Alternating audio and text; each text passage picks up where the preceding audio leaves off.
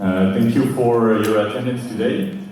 So I will be the moderator of this panel on the semiconductors. So how can Vietnam and Europe work together to secure their supply chains and move up the value chain? So semiconductor industry was not very well known by the general public, but it appeared to be an absolutely strategic industry in the past years. And so on one side, we have the European Union that enacted the European Chip Act, which laid out the critical need for Europe to be resilient on this industry. And on the other side, Vietnam has opened up to become one of the hubs for this industry. And so today, we're here to explore how those two regions can collaborate. We will follow the strategy that was laid out by the Ministry of Science and Technology, the C equals SET plus 1. That is, chip equals semiconductors, electronics, and training. And the plus 1 is referring to the position Vietnam wants to take as an alternative option for the players in the field to invest. So to discuss about this, I would like to invite our first speaker, Mr. Đặng, the Director of Becamex Research Institute. Please come on stage and please give him a round of applause. So Mr. Duong is leading the Group Science, Technology and Innovation. At Becamex, he's shaping a new generation of industrial parks for deep tech startup and high-tech manufacturing. In his keynote, he will share why Vietnam matters in the global semiconductor value chain and present a successful collaboration between Becamex and Fraunhofer, ENAS. Please, Mr. Duong, the floor is yours. Thank you so much, Bruno. I was asked to have a very tight schedule, so I'm going to have a very run quickly through my presentation and keynote speech.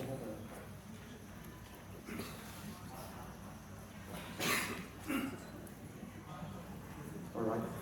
Good morning, ladies and gentlemen. It's my great pleasure here today to present to you about how Vietnam can advance in the semiconductor supply chain. Right. Just before that, I would like to give a very brief introduction about Becamex, which is my organization. Becamex is the leading industrial park developer in Vietnam with 28 industrial parks across the country in 14 provinces and cities. So with 30 years ago, we started the very first Vietnam single industrial park. So now we have been the key role model in driving industrialization across different countries in Vietnam. And what we have been developing is not just the industrial infrastructure, but also the software, the ecosystem, especially when you look at the left-hand side of the presentation or the right side of your point of view is that the innovation services. So for Vietnam to continue to attract high-value added industry to Vietnam, we need to building up our capabilities around innovations and also like R&D in order to support SME companies, startup companies, and also to support the big FDI manufacturers to come and tap on the innovation services, innovation ecosystem. Right? When we look at the landscape of semicons or electronics, which is very much related to semicons, we see that Vietnam has been successfully attract major global players, especially in electronics manufacturing services for the past 10 years. So now Vietnam already have all the top EMS companies, including Foxconn, Begatron, Wanta, etc. So you can see that the big agglomerations already settling in the north and also the south of Vietnam. And what we have been also seeing, Intel has entered Vietnam about almost 20 years ago. And now we can see that Intel 20 years ago was the very first high-tech companies coming to the country. Now we can see others big player in semicons, right? Like Amkor, like Samsung's, like Hana Microns. And I think when we look closer at the supply chain map, we can see that Vietnam has been participating in all like different segments, including back-end manufacturing, including IC design, which currently is the largest and the strongest capability of Vietnam, with more than 50 IC design houses already in the country. And Ho Chi Minh City is the concentrated cluster for IC design, with 80% of the engineers in IC design in Vietnam at the moment. And what we can also looking at is that the cluster acceleration of the supply chain already coming in. For example, last year, AVSE, a European company doing semiconductor equipment, is already coming to Vietnam to support Intel. And what we are looking at is how we can build the ecosystem so that those suppliers can enter and entrance and deepen their presence in the local supply chain, so that Vietnam can be a very strong competitor to other countries in the regions and becomes the next destinations for the relocations of the supply chains. Right? And in this slide, I'll just a closer look into the Southeast region, or the southern part of Vietnam supply chain ecosystem, where we have Intel, onsemi, both of them kind of American back-end operation in Vietnam, and how we can prepare for the next bigger, more ambitious, more technology intensive, more capital intensive of front-end operations. I think that is going to be the next key challenge for the next 5 to 10 years. Other than that, we see already a very strong cluster of electronics company, which are the key demand drivers for a semicon company. And also, we also need to look at how we can attract more equipment and tools, where the big players like lab research, applied materials, and currently we already have AVSE with their footprint in the Saigon High-Tech Industrial Park, and IC design already there. And then the next challenge is that from the back-end design, how we can move into the front-end. So this means there needs to be an upgrade of engineer in terms of not only undergrad degree, but also master and PhD degree, so that they can take charge of a more knowledge-intensive or technology-intensive kind of operation and business operation. Right? And what we are looking at from Becamex point of view, as an industrial park developer, we're not only looking at infrastructure of the traditional industrial park, but we need to develop very comprehensive and more specialized infrastructure, especially in terms of electricity supply. When we talk about 50 megawatt, 100 megawatts to accommodate data center, to accommodate fabrications, or even back-end operation. And also very important is the shared R&D facilities in order to support SME, because I think the development of the supply chain is very important.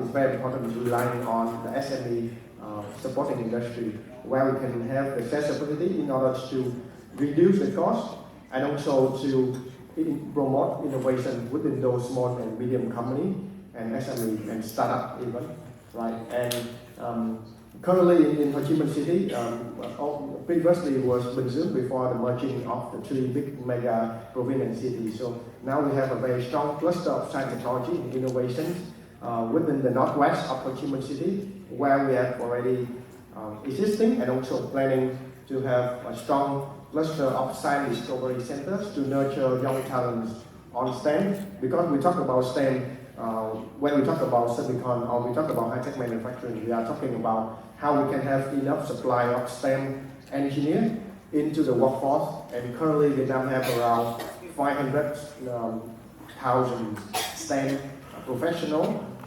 and annually supply to about an additional 24,000 STEM engineers to the market.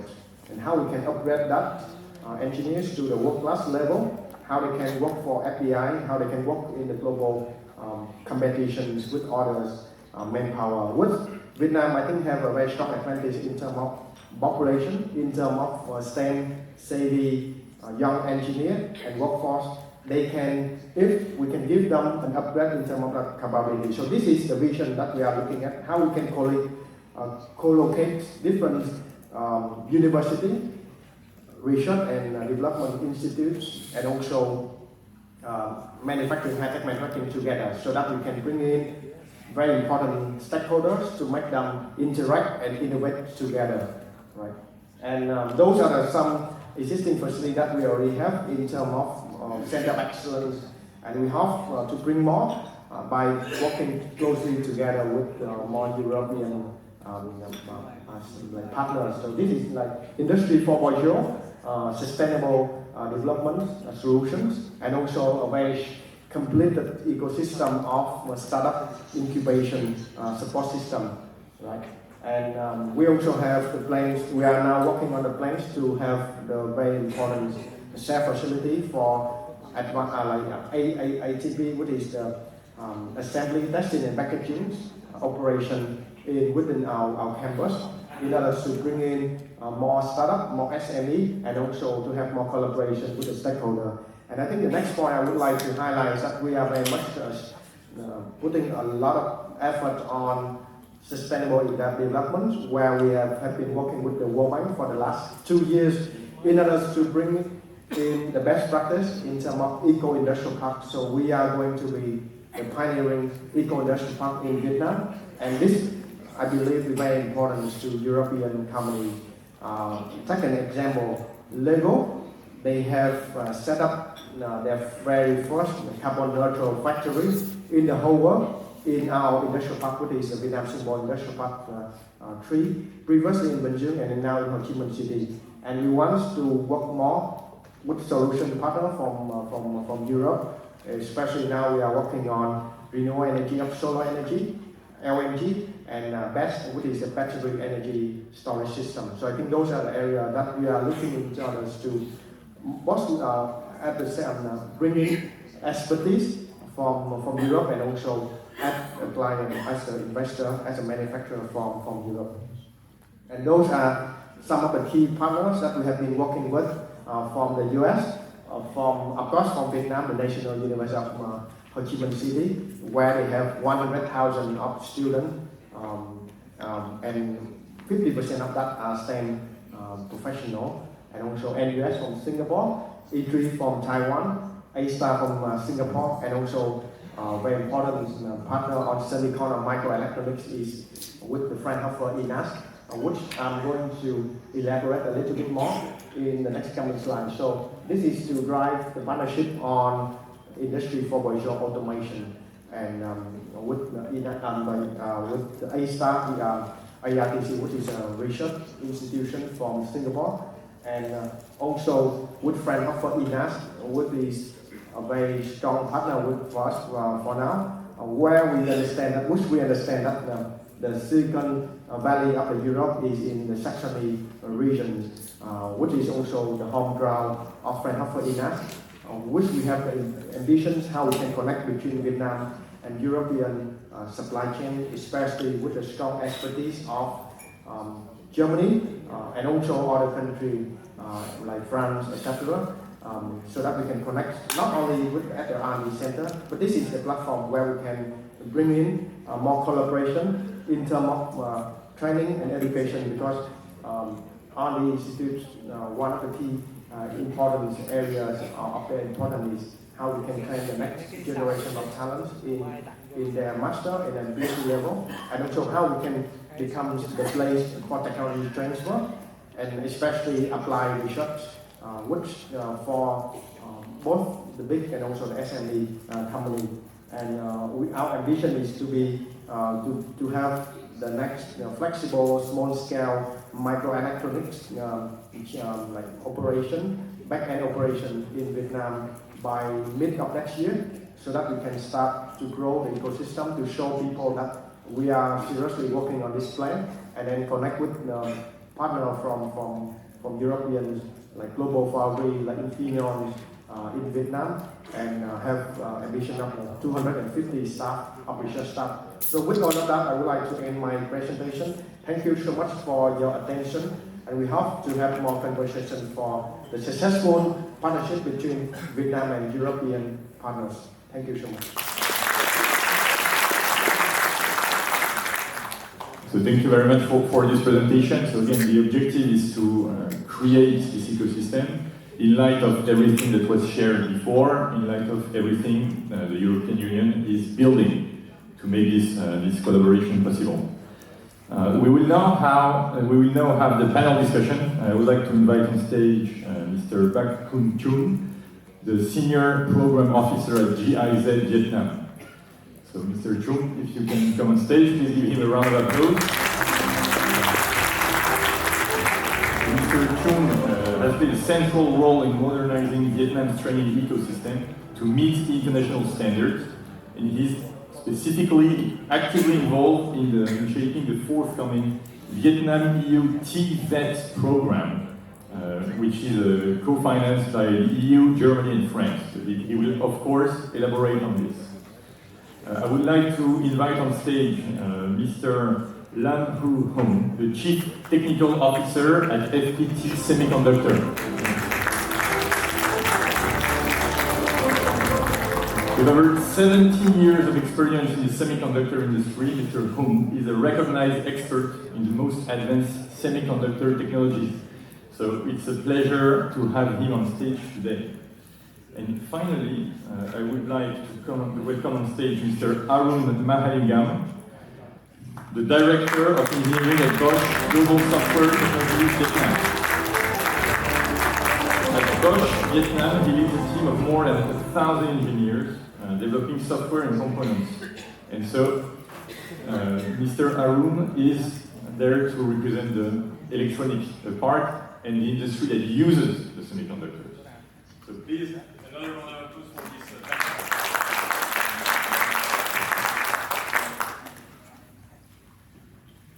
Okay, so thank you, gentlemen, for joining today.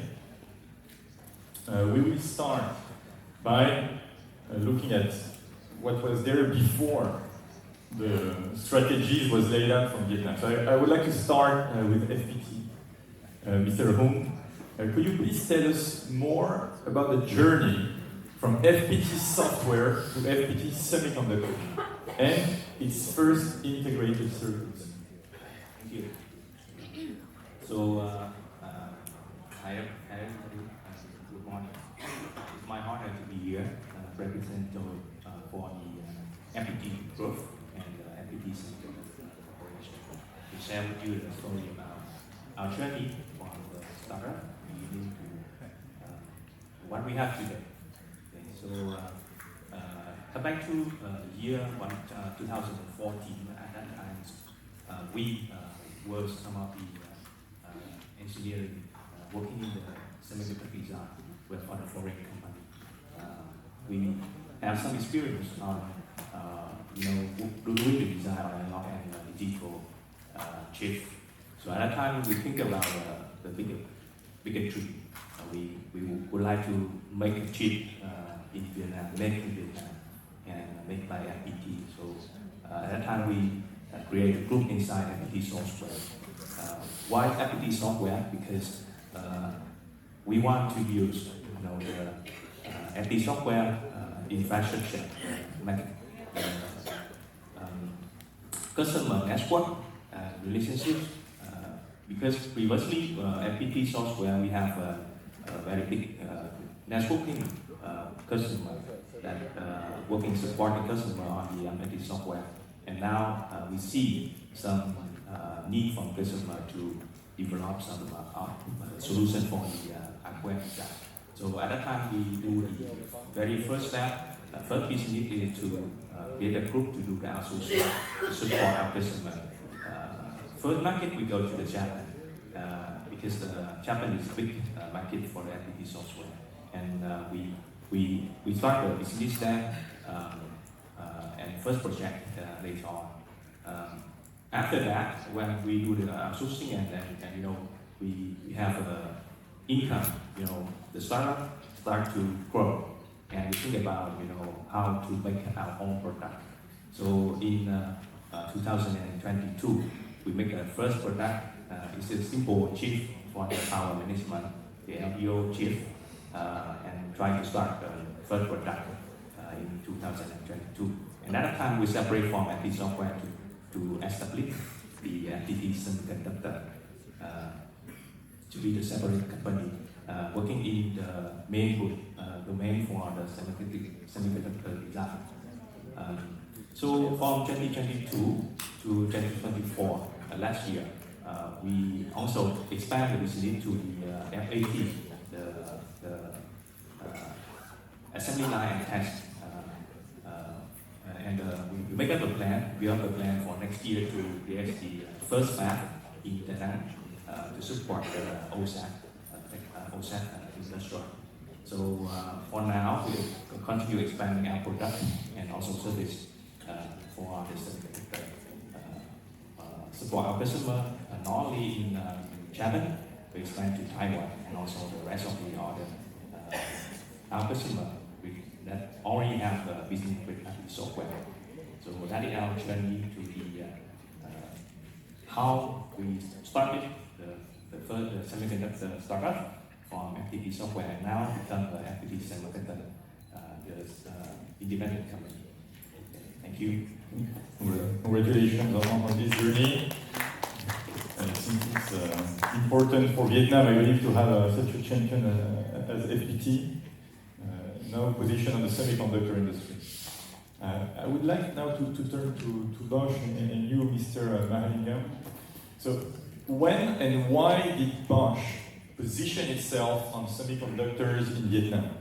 So, what advantages did Vietnam offer compared to other Asian markets?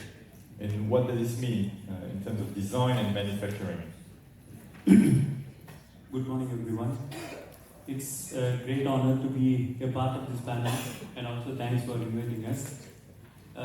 In the first part of the presentation, you would have seen there are a lot of semiconductor companies which are also mentioned. Yeah, and you wouldn't have seen Bosch in those presentations.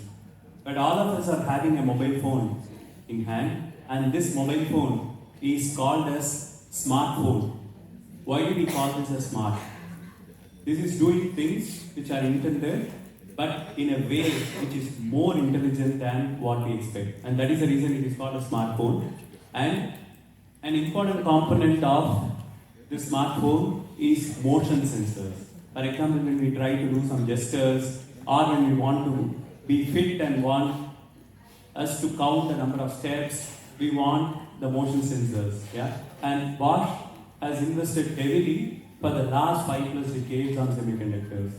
And I think some of you might also be knowing Bosch is also having fabs and also it has test centers. Yeah? And it all started in Germany, definitely, in Dresden as well as in Reutlingen. But besides that, it is also having fabs in North America, in Roseville, in California, as well as we have test centers in the eastern part of the globe. Yeah? In Penang, we have a test center which was also established in 2023. And with all that, I think it is also important that you need a market for us to really, and until now you have always seen the eastern part of the globe is always preparing for the west part of the globe, but today the situation is completely changing. The market is moving towards the east, and from made in Vietnam or made in Asia for the globe to make for Asia. I think this is more or less a trend that we are going to see, and this is what really makes us to position that Bosch needs to have a strong engineering organization also in Vietnam. Yeah, we have been there in the industry for around 130+ years, and we have also done a lot of extensive work for many of the automotive players, and we have delivered so much of electronics, and these electronics carry semiconductors, and some of the semiconductors are also done by Bosch either in the terms of chip designs and testing, or we also do complete products out of Europe as well as from the Asian region. You also see a lot of investments have happened in this direction, and we believe in the talent that is available in Vietnam, and it is a nearshoring operations for Japan, Korea as well as for China, and we have positioned ourselves very strongly here. But semiconductor, in the next generation of semiconductors that we are talking about today, we have slowly started. Yeah. Well, thank you for sharing this. And your allegory of the smartphone makes us reflect on how semiconductors are absolutely everywhere, even in this very room. We delve into the semiconductor, the electronic parts as well, and the training of the workforce is something of absolute importance. I'd like now to turn to Mr. Chung from the Horizon. So, how did you engage in training in Vietnam before the recent government strategy, and what lessons can be drawn from Germany's experience? Thanks, Bruno, and good morning, everyone. For many years already, on behalf of German Federal Ministry for Economic Cooperation and Development, we have supported and promoted the TVET system in Vietnam in a holistic manner and at different levels. At the macro level, our focus is on the system advisory, including the legal framework and also administrative reform. At the institutional level, we advise the partner colleges to develop toward the high quality colleges in Vietnam by capacity building for managers, teachers and staff of the partner colleges, and by developing and implementing the training programs oriented on German standard, and also by strengthening their collaboration with the enterprises. And one of our partner colleges, they have really good collaboration with Bosch last 6-7 years in training for mechatronics industry 4.0. This is the Lila 2 in Duong province, I was to mention. So for the second question regarding the lesson learned from German experiences in training, maybe you already know that the dual vocational training system in Germany is quite prominent. We cannot copy 100% of system to other countries like Vietnam, but some success factors we can apply. First, for example, the occupation standard training programs should be jointly developed by TVET, by the training institute and enterprises together. This ensures the skills or competencies demanded by enterprises are fully reflected. Second, training should be implemented not only in the training institute but also in the company. For this approach, the training of incomplete trainer is very, very essential. Third, the examiners from industry should be involved, actively involved in the preparation and implementation of assessment of the learners, and this will allow for a more objective assessment of the learners based on the actual needs of industry. And the last point, I'd like to mention that the outcomes of the labor market research should be served as the basis for the attracting or improving the education and training system. Yes, thank you very much. I like the way you link the institution, the academic sector with the business, and this unfolds the complexity of generating this ecosystem, as was mentioned by Mr. Duc in the beginning. So we'll get there. With this, I'd like to transition to the actual strategy, because this is why we have a strategy at the government level in Vietnam to make all those parts come together and create the dynamic that we're talking today. So the next question is for both FPT and Bosch. So what are the direct impacts from the strategy of the government and C equal SET plus 1? So what are the direct impact on this of this strategy for your activities in Vietnam in terms of chip design or production? Maybe you want to start? Thank you, Bruno. I think it is an important question at this juncture. If you look at the policy itself, it is of strategic importance for Bosch and also for the entire industry. Yeah, and it is not only the policy that is defined, but also the entire ecosystem is very important. Today, globalization has really disrupted the way in which we can do business. Free trade agreements, working together, because the semiconductor industry itself is $1 billion industry. At a point in time, I want to run a family business and I want to start it off first and I want to be monolithic. This is how every industry started. You would have seen how Bosch really started, how Henry Ford made his first water cycle, and also how Rudolf Diesel first made his internal combustion engine. But today, the industry is working on partnership, and collaboration is of highest importance, not only between industries, but also between the governments. And the political situation of Vietnam places us in a neutral position for us to really consider Vietnam as a strategic location, and the policy, together with other incentives, tax incentives, production-linked incentives, and also keeping the workforce available, because one of the important part of the strategy is the talent. Availability of this talent workforce. Yeah, sure. So thank you, and Mr. Hùng, on the impact of the strategy on your business. Could you? Thank you. Sure. Surely we will have a lot of impact.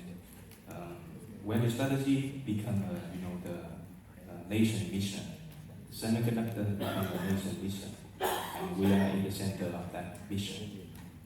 For FPT Semiconductor, we are a startup, and that is a lot of meaning for us. From the beginning, we hear from the national strategy. After that, a lot of government benefit, government strategy come along with to support the Vietnamese and also the other enterprise, foreign enterprise coming to Vietnam. They attract a lot of people coming here, and we are now, it's just fundamental. We have financial support from government. When we're tax fee, from the reduce the hiring, rent free, and a lot of benefits. Even I just heard that we also have support to attract the talent, the expertise outside coming to Vietnam, and the government really support that. And we become, more stability in the finance. That is a lot of meaning for us as a startup. The other meaning is that, a lot of FDI, foreign company, feel interest about this Vietnam market. We hear a lot of questions about this, about strategy, how the government support, and from that interest, we create a lot of partnership. We try to partnership from a foreign company to come with us. We can cooperate, create a joint venture, work together, and share the incentive from the government. That creates a lot of opportunity for us to grow and startup in Vietnam. Okay, and could you elaborate on one initiative that you have taken, really to develop local talent? For the talent, we work with the government. For this year, we work with NIC to create the Vietnam VIC Center that train the student for the semiconductor design. That is, the strategy become a real action between the government and the enterprise to create training sections to push up the talent, pool in Vietnam to meet our target of 50,000 engineering working in semiconductor in 2030. So that is some of the real effect you can see, to help us as a startup Yes, yes, I visited this center. It's a great thing. It's a real estate, it's concrete, and it helps me to link back to the institutions. So now I'd like to turn to Mr. Chung from GIZ. So how do you see the implementation, the concrete implementation of this strategy in Vietnam to raise the skilled workforce? And how can Europe help? As I have learned recently that the semiconductor sector require high quality workforce with different qualifications, not only engineers, but also technicians and operators and so on. And therefore, we would recommend that the management agencies should support and attract the involvement not only of university academies, but also the TVET institutes, technical and vocational education and training, indeed.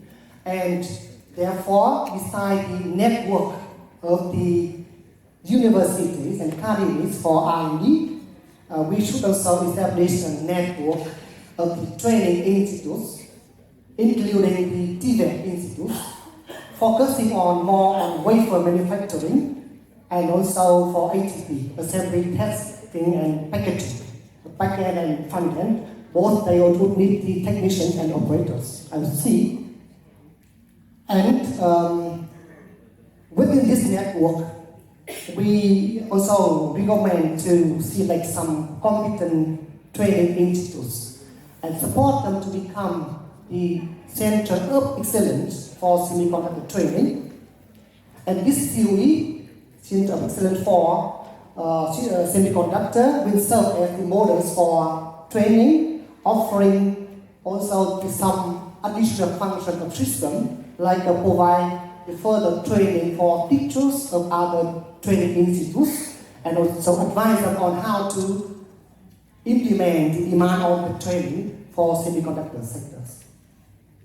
Yeah. Thank you for this answer. So now I'd like to zoom out actually on the +1 from the formula, so which again refers to the geopolitical situation and the position of Vietnam within it. So how to position oneself in the semiconductor ecosystem with regards to the major development in the region. So we have US restrictions on China, trade wars going on, a strong positioning of South Korea and even Singapore or Malaysia we could mention.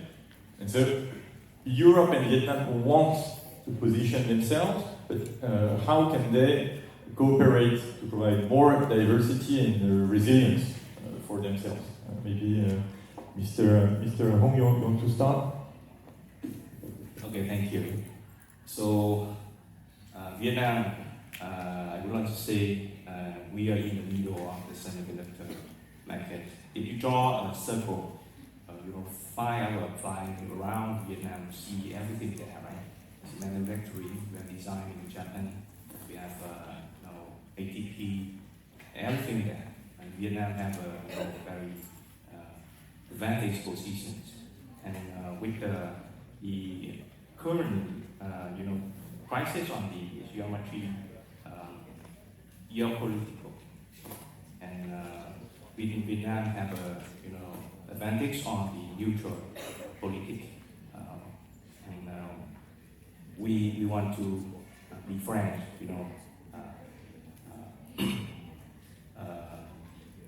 so we are building the friendly and major economic system, particularly in the multiple FTAs. So that is about the geometry principle. For Vietnam market, we have a very young and talented student pool. Students in Vietnam are very good at the answers. That is the basic, background to grow the semiconductor design and also the FIT. So come back to Europe.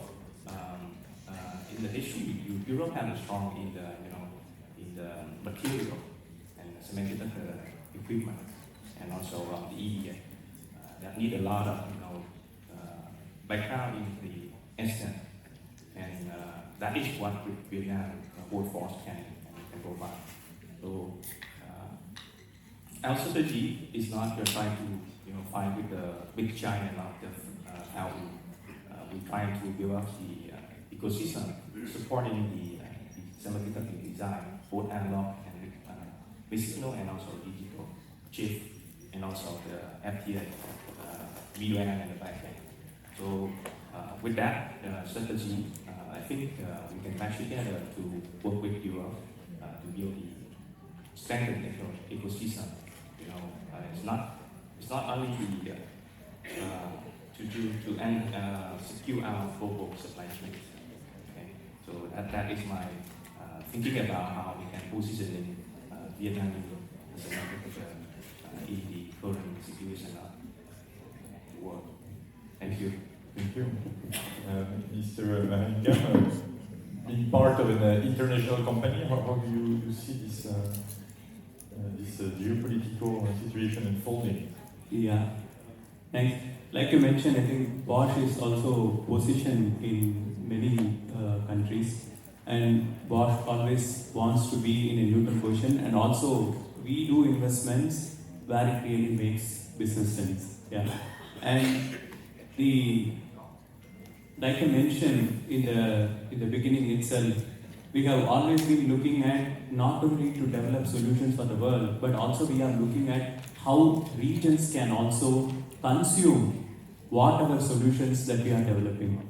And today, Vietnam is seen as one of the strong locations which can not only offer services and solutions, but also consume these. The market is available because it's important to have business sense.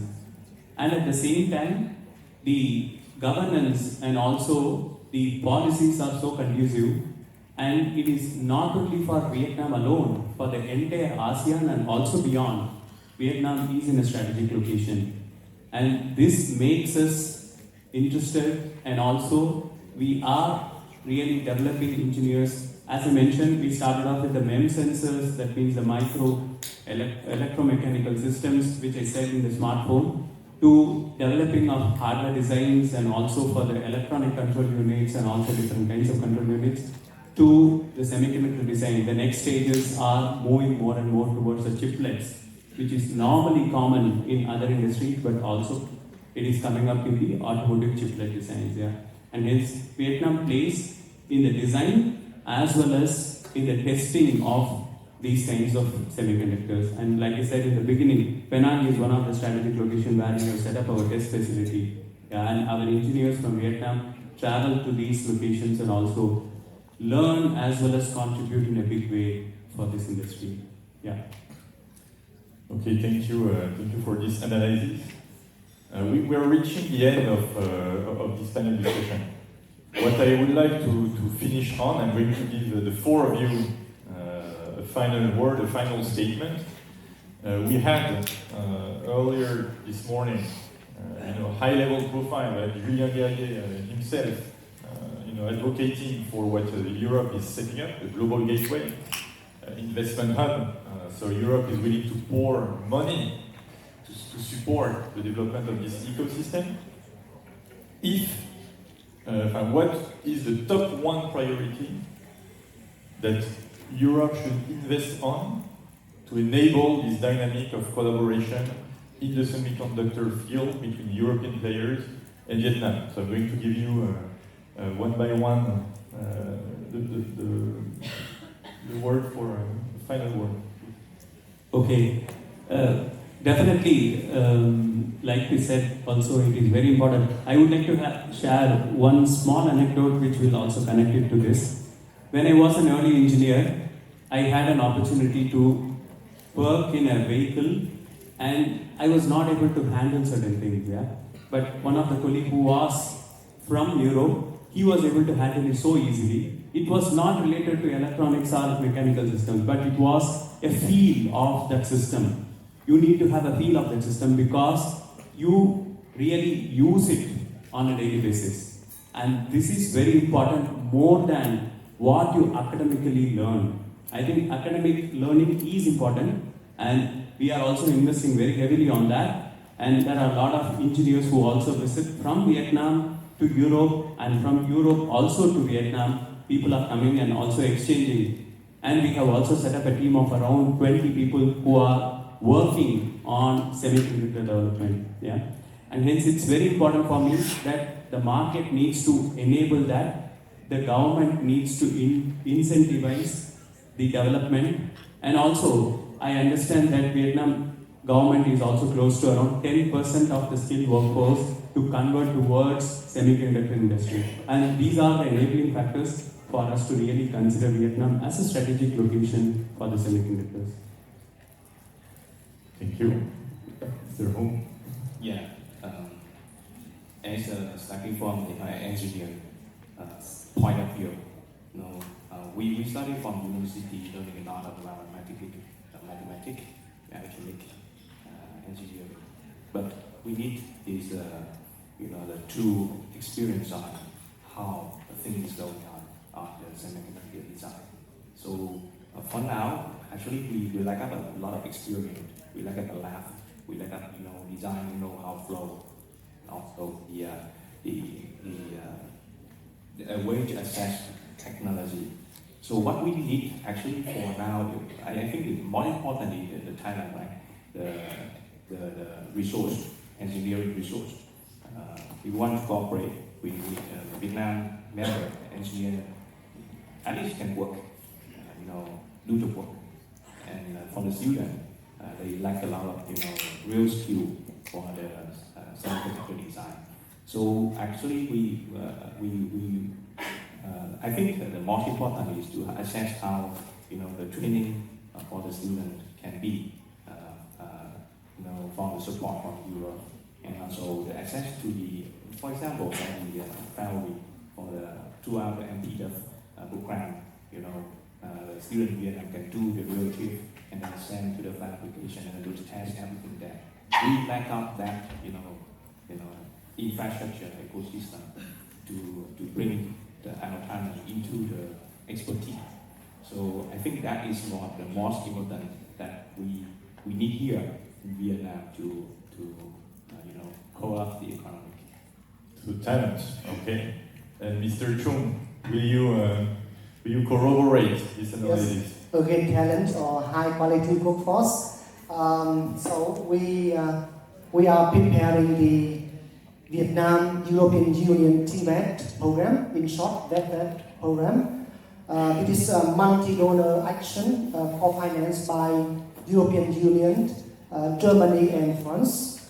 And we would recommend that for this project or program, there are three things we need to focus on. Number one, we need to build up a network between the training providers and also enterprises from Vietnam and also from European countries. This is to promote the collaboration and synergy among both sides.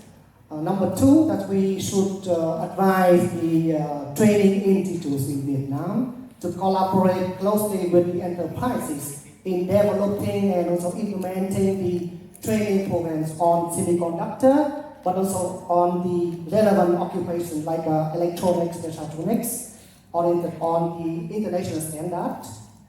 Number three, we would also recommend to support on reviewing and tracking on existing relevant training programs and make them applicable for semiconductor sectors.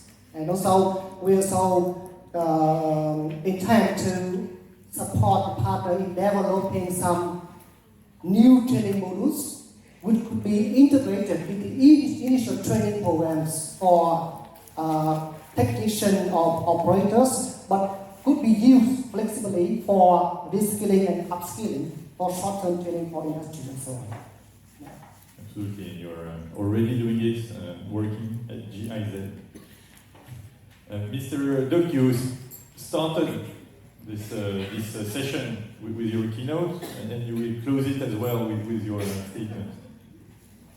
Thank you very much for giving me a very special opportunities to be here to listen to the esteemed speakers.